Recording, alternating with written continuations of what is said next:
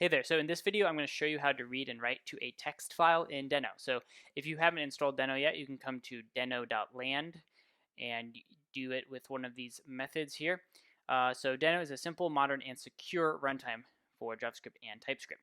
So I'm going to come over here, I'm going to add a file, I'm going to call it read-write. So in this video we're just going to read to a file, write to a file and then read a file. So in Deno, cool thing is you can have a wait at the top level of your file, and it doesn't need to be in an async function. So deno.write text file, and the file is going to be hi.text, and it's just going to say hello there, like that.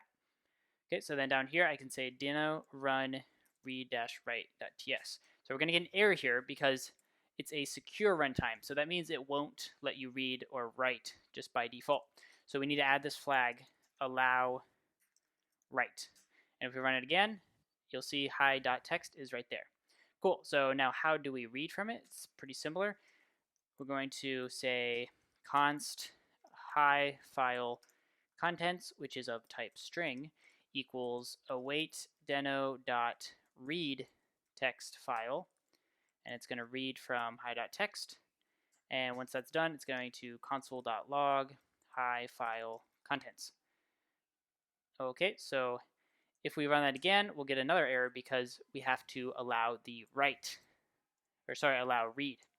So allow read like this, and we'll run it, and you'll see there it says hello there. So it read from hi and spit it out right there. Okay, so that's all for this video. I'm going to make some more videos with Deno, but it's pretty fun, so enjoy.